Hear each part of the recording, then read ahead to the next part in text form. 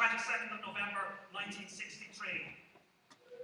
Kennedy's time in Ireland has been described as the happiest of his presidency, but from the moment he departed on Air Force One, he experienced a political and emotional roller coaster. Between leaving Shannon and arriving in Texas, Kennedy experienced some of the most tumultuous and defining days of his presidency. In this short 4.5-month period, Kennedy triumphantly concluded a major test ban treaty. He significantly advanced détente with the Soviet Union.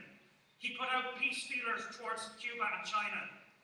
His administration was complicit in a coup in Vietnam, while at the same time, Kennedy was paradoxically planning to downscale American involvement in Southeast Asia. He endured the huge personal tragedy of losing a child. He made incremental progress on the burning issue of civil rights legislation, and he began, to all intents and purposes, campaigning for his re-election in 1964.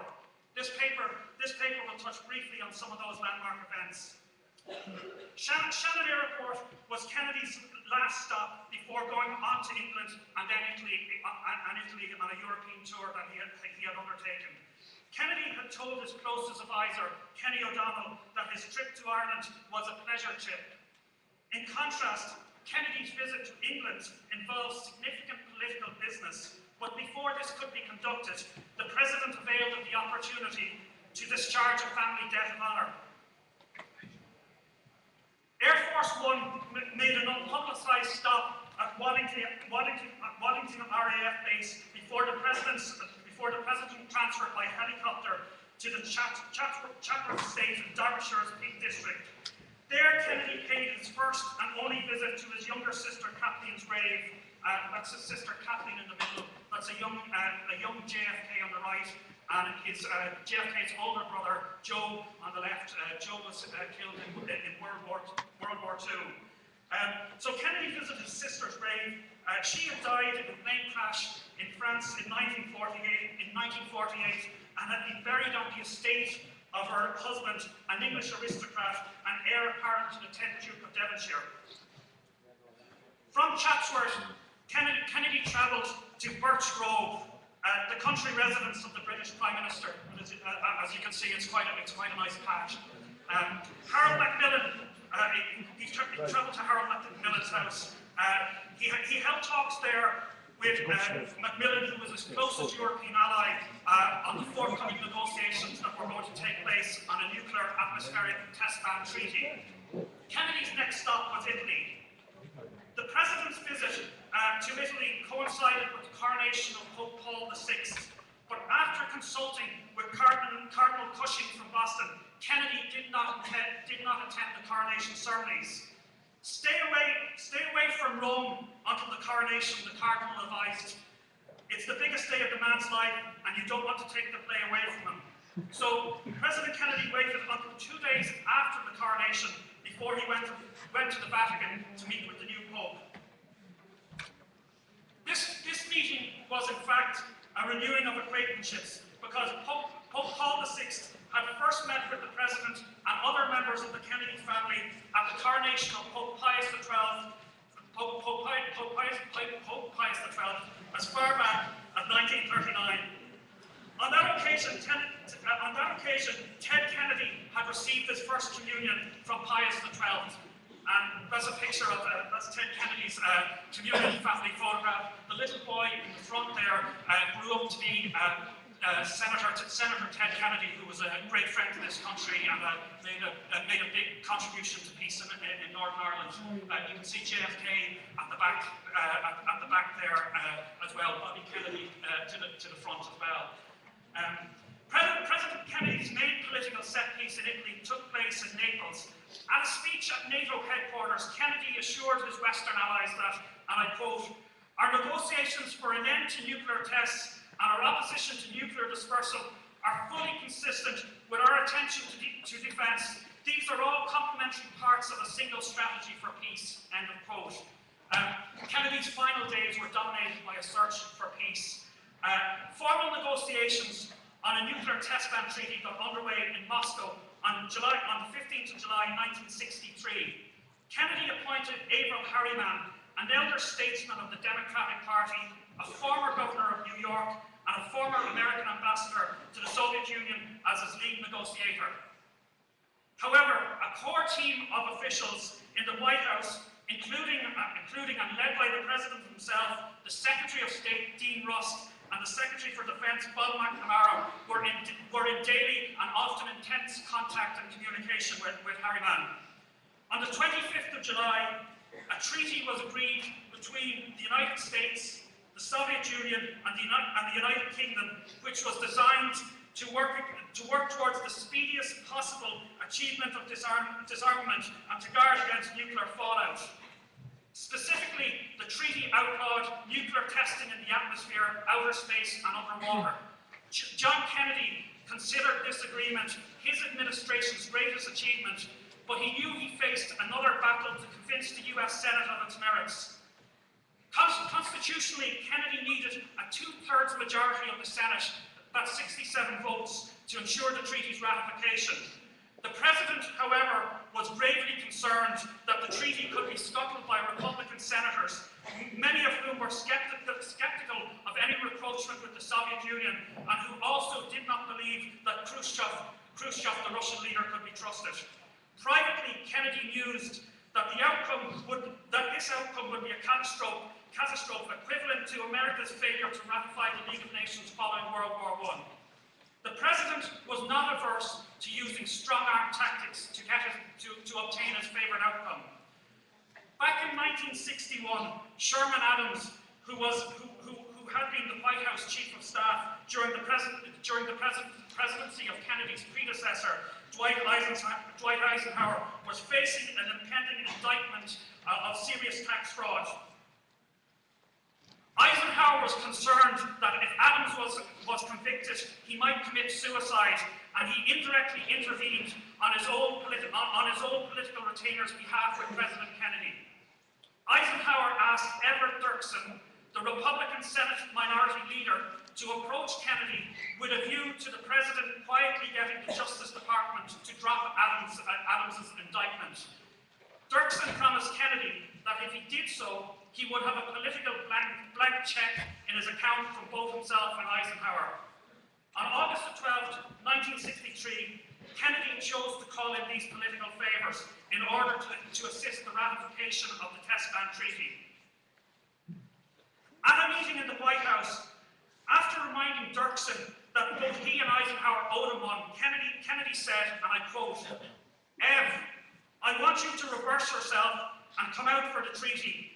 I also want Ike's endorsement of the treaty before the Senate votes. We'll call it all square on the other matter." End of quote. In reply, Dirksen said, "Mr. President, you're one hell of a horse trader, but I'll honour my commitment, and I'm sure that General Eisenhower will." Three days later, on the 15th of August, the New York Times reported that former President Eisenhower was now in favour of the Test Ban Treaty. Dirksen subsequently followed suit, issuing a public letter endorsing the treaty on the 9th of September 1963. The endorsements of two of the most popular and influential figures in the Republican Party undoubtedly impacted on the safe passage of the Test Ban Treaty. On the 24th of September, the Senate comprehensively ratified the treaty by 80 votes to 19. The treaty was subsequently signed by 102 nations. On the 7th of October, the history-minded Kennedy formally signed the Test Ban Treaty on behalf of the United States in a specially staged ceremony in the White House's Treaty Room, on the same table in which President William McKinley had signed the peace protocols that had concluded the Spanish-American War in 1898. The Test Ban Treaty was just one of a series of measures that President Kennedy pursued in the autumn of 1963 as part of a wider peace strategy. Kennedy had entered into office as a dedicated Cold War warrior, but the Cuban Missile Crisis in October 1962, in which the world had come to the brink of nuclear annihilation, had impacted deeply on the President. He had come to the stark realization that both the United States and the Soviet Union had, in his own words, a mutual interest in avoiding mutual destruction. Rather than an arms race, by 1963, Kennedy was engaged in a race for peace. Though he personally abhorred communism, Kennedy confronted hawkish attitudes and argued that peaceful coexistence between East and West was not just possible, but essential to the future of mankind. In an extraordinary speech to the United Nations General Assembly on the 20th of September, Kennedy made a direct appeal to the USSR to work with the United States in pursuit of a sustainable peace. The President said, and I quote, "I would say to the leaders of the Soviet Union and to their people that if either of our countries is to be fully secure, we need a much better weapon than the H-bomb, a weapon better than ballistic missiles or nuclear submarines, and that better weapon is peaceful cooperation." End of quote. Kennedy's subsequent actions show that this was not mere rhetoric. On the 26th of August, he had told the Soviet ambassador Dobrinin that he hoped that the Test Ban Treaty could be followed by US-Soviet agreements on civil aviation and the prohibition of weapons being introduced into outer space. He also hoped to cooperate with the Soviets on the space program, which Leo spoke so expertly about. A more tangible expression of unprecedented goodwill occurred in early October when President Kennedy agreed to sell surplus US wheat to the Soviet Union. Russia was undergoing severe grain shortages as a result of a combination of drought and inefficient agricultural programs. Though Kennedy knew that the wheat sale would help America's balance of payments and would bring considerable income to US farmers and shippers, it also exposed him to strong domestic criticism. Lending Khrushchev a helping hand was especially unpopular with Polish Americans, a key electoral demographic group. Richard Nixon, who had stood against Kennedy in 1960, called the deal a major foreign policy mistake. Within his own administration, Vice President Lyndon Johnson was deeply critical of Kennedy's decision. The president, however, was undeterred. He believed that this gesture to Khrushchev put in place solid foundations for a lasting peace.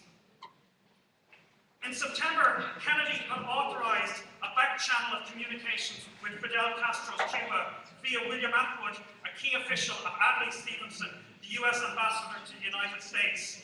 On the 24th of October, Kennedy met with John Daniel, a socialist and noted French journalist who that November was traveling to Havana to meet with Castro. Kennedy told Daniel, who he knew would report the conversation back to Castro, that the United States could peacefully coexist with Cuba and the United States would end the economic blockade if Castro's regime stopped attempting to export communism to other countries in the region. Kennedy also intended to explore détente with China in his second term. In November 1963, he was directly involved in the preparation of a speech that Assistant Secretary of State for Far Eastern Affairs Roger Hilsman would be delivering on US-Sino relations.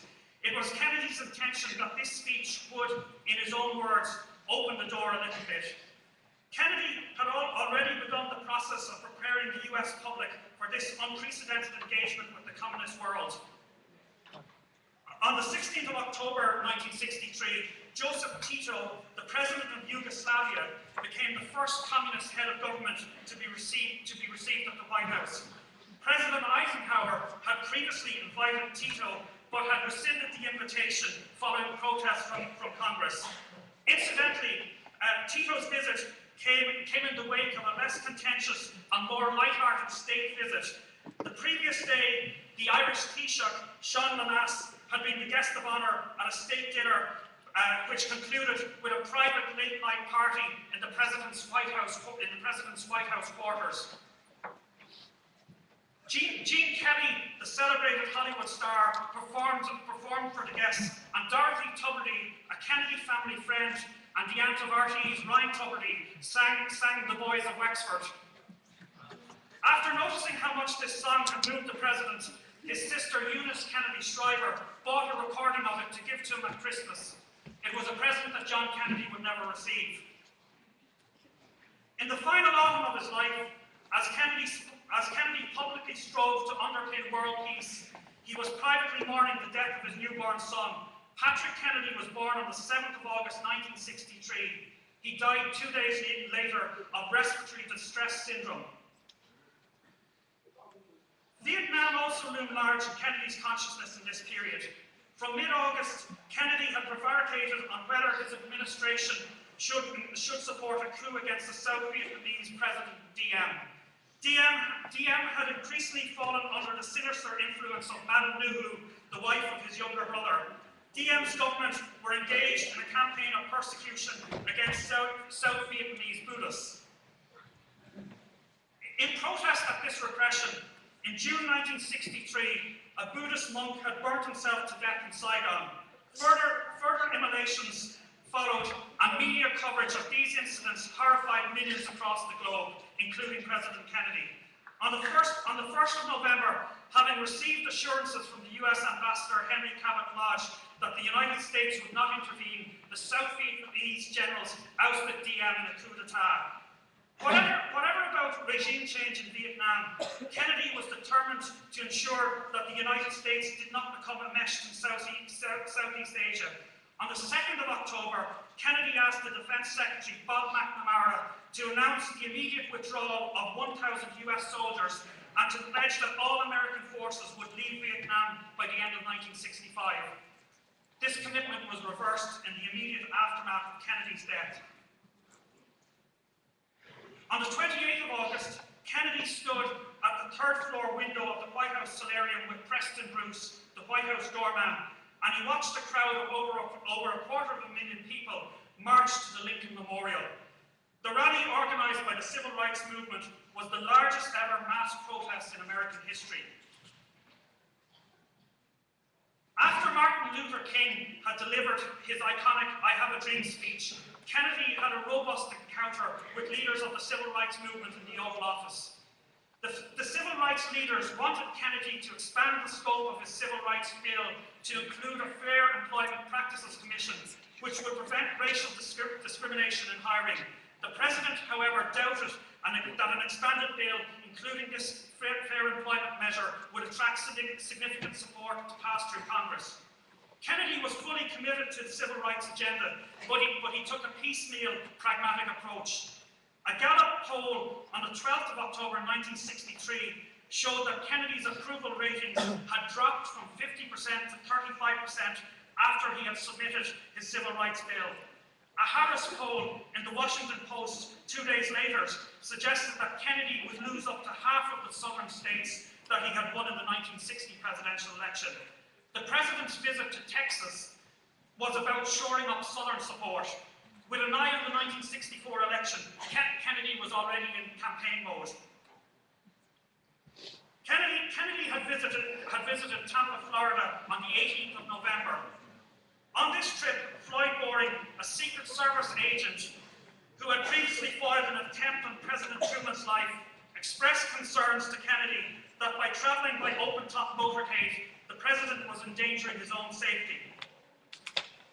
Kennedy replied, "Floyd, if I don't mingle with the people, I couldn't get elected as a dog catcher." Kennedy's advisor, Penny O'Donnell, later told the Warren Commission Kennedy's journey through Dallas was planned to give the President maximum public exposure. At 12:30 p.m. on the 22nd of November, John F. Kennedy's open-top motorcade turned left onto Elm Street in Dallas. Seconds later, shots rang out, which would change the course of history. It was just 146 days since John Kennedy had said goodbye at Shannon Airport. Thank you.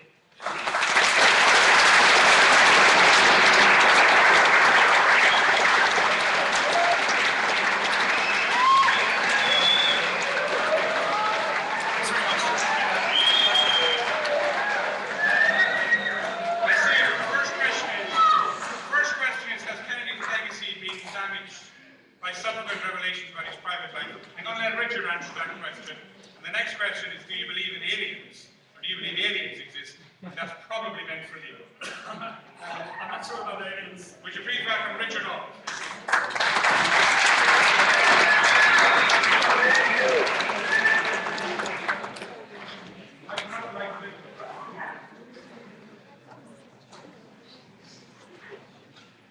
Thanks very much. Good afternoon, everyone. It's a real pleasure to be here at the Kennedy Summer School to talk to you. Thanks to Noel Whelan who's put on such a fantastic programme. It's a pleasure to be talking with two such great speakers as Brian and Leo. One of the things that struck me as I was standing up here, particularly with so many of you who are here from school, is that the question that everybody always used to ask about Kennedy really is almost irrelevant for 2/3 of the population. That what everybody always used to ask was, where were you on that famous day? That everybody always used to say that everybody in 1963 could remember exactly where they were when they heard the news on the 22nd of November. But of course, as we've been seeing all day, those events are 50 years ago now. And so really when we look at Kennedy, we look at him in a different kind of way, because the early JFK reputation was very much built around the fact that he had been assassinated in such terrible circumstances. And so inevitably, his reputation was tinged with that incredible sense of sorrow and distress about the way in which he'd been killed. That started right from the very beginning, that in the immediate hours after the assassination of President Kennedy, his wife, Jackie, really showed a kind of an instinct for preserving his reputation. There are the incredibly poignant photographs of her standing on Air Force One, the presidential jet, while the Vice President of the United States, Lyndon Johnson, takes the oath of office to become president. And as she stands there in that kind of very pretty powdered pink suit that she'd been wearing during the day, you can see poignantly in the photograph that the president's blood is still on her jacket. So there's a kind of a sense of her dignity in this moment of incredibly intense personal sadness, but also her awareness that there is the country at stake as well. It's one of the things that came across in the documentary last night, made by Rory Kennedy about her mother, Ethel, that it included letters which Bobby Kennedy, the president's brother, wrote to his daughter on the day that President Kennedy was buried, talking about the importance of serving your country. So this real sense, right from the very beginning, that country was important, but also of preserving the Kennedy legacy.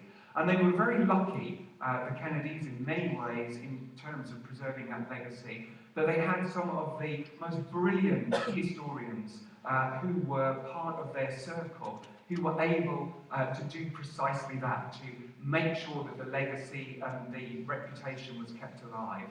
In particular, somebody who I've been beginning to work on, Arthur Schlesinger, who wrote a book called 1,000 Days, all about his time in the White House with President Kennedy, and also one of the great speechwriters of the Kennedy White House, who really developed the kind of rhetoric that you heard on the brilliant speech about the moon, a man called Theodore Sorensen, who wrote some of the greatest speeches that any politician has ever had written for them.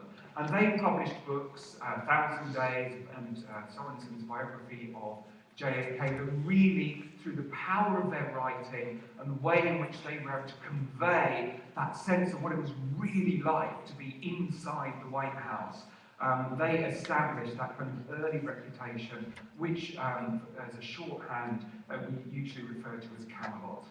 The reputation of the president, though, changed a little, kind of slowly but surely, as revelations began to come out about, in fact the question has changed now, but about that question that Noel mentioned at the beginning, about questions about the president's private life.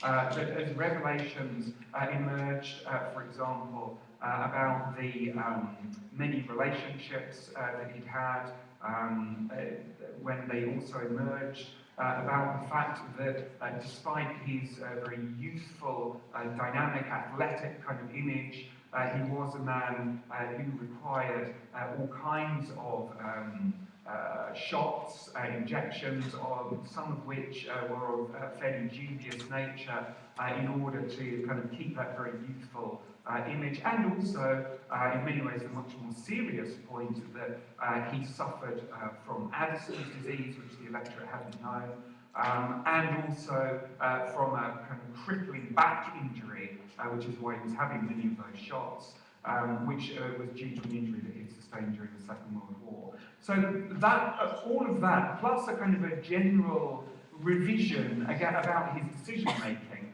kind of by writers like Seymour Hersh, who wrote a book called The Dark Side of Camelot, kind of changed the reputation of JFK.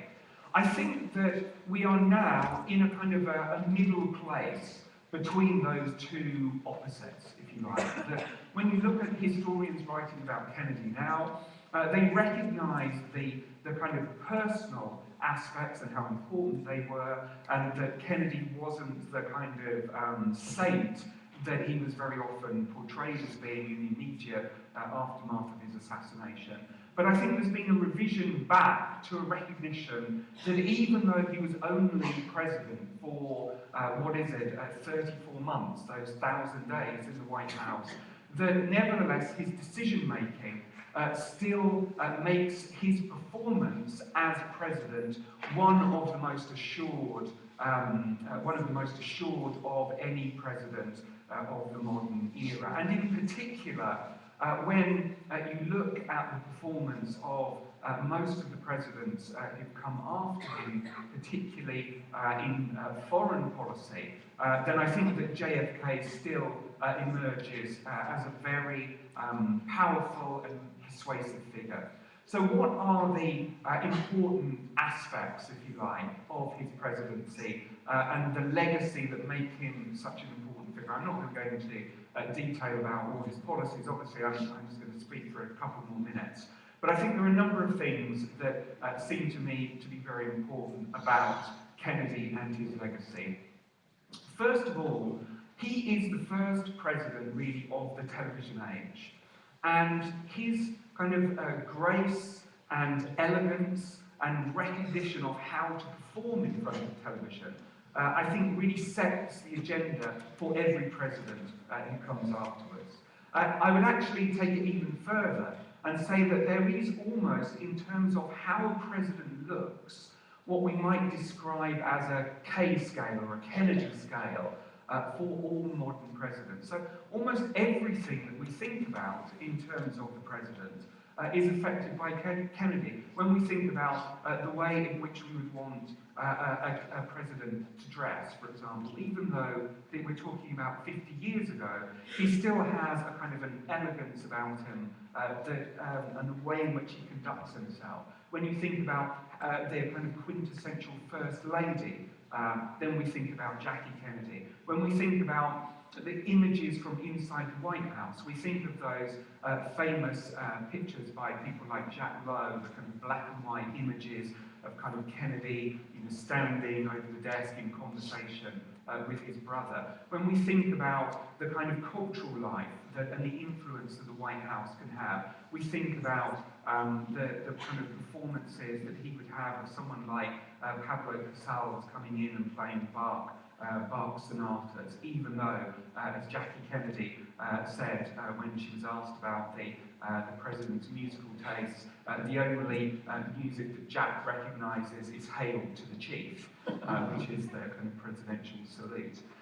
So there is, as I say, a kind of an image, a Kennedy scale, in terms of the way in which we expect the president to look. Second, the Kennedy White House also sets the bar for what we might describe as the best and the brightest. That when you look at the Kennedy White House, there probably has never been a finer collection of minds working in Washington together.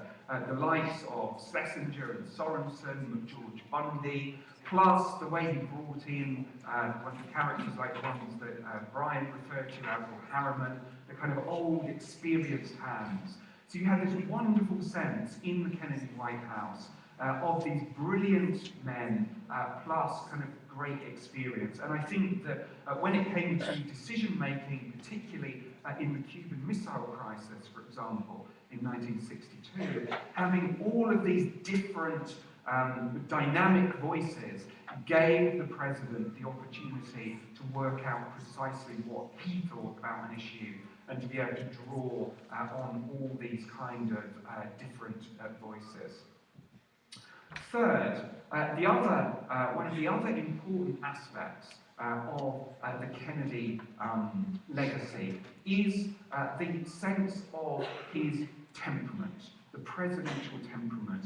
Partly, it's, as we've seen in all the images of Kennedy, there's a kind of a positivity, a kind of almost a hopefulness about Kennedy, which is shared by actually very few other presidents. That when we think of the 20th century, it's really Roosevelt, Kennedy, and Reagan, three of the most important figures of the 20th century, who each share that same characteristic of being able to convey, even at moments of great crisis and drama. After all, in the Cold War, there really was no more dramatic moment than the Cuban Missile Crisis. But even at those moments, he's able to convey both seriousness, but also a kind of a sense of hopefulness and a kind of a sense that he is a progressive, enlightened kind of a character. And that is reflected in his rhetoric, tied in so much with Ted Sorensen, that when you listen to the Kennedy speeches, one of the reasons in which they inspire is for the kind of reasons that, as we saw in Leo's speech that he used about the moon, this sense of pushing America onwards and upwards.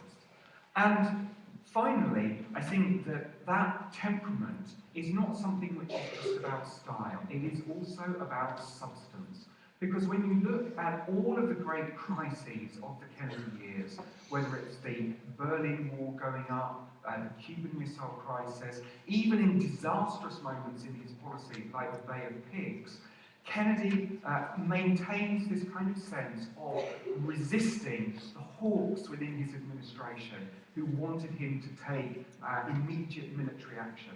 So that sense of a presidential temperament, of knowing your own mind, in many ways is actually the most important benchmark that Kennedy set.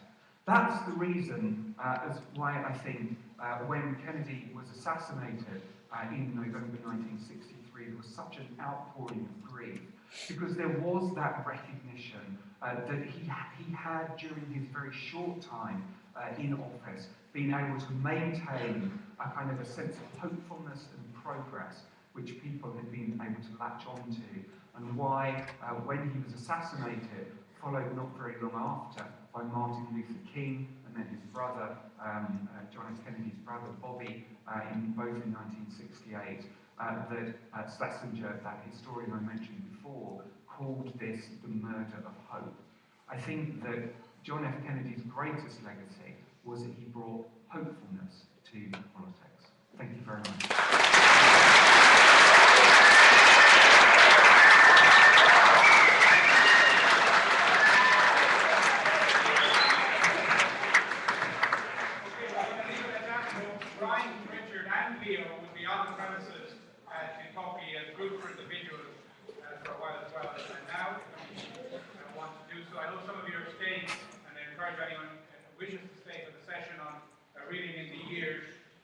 Television as a history capsule or a time capsule, which the producer John Reed was doing, beginning about 10 past 1, another run until about 10 past 2. You do one favour for me, will you? You tell your parents, your teachers, and everybody in your community that on Saturday night, the closing event of the summer school, we have a special documentary made by RTE about the homecoming visit of the Kennedys in last June, the 60th anniversary here in Iraq. We still have a scene available for that on Saturday night. And finally, if any of you are interested in the China referendum debate here before the 8 tomorrow. Thank you for coming.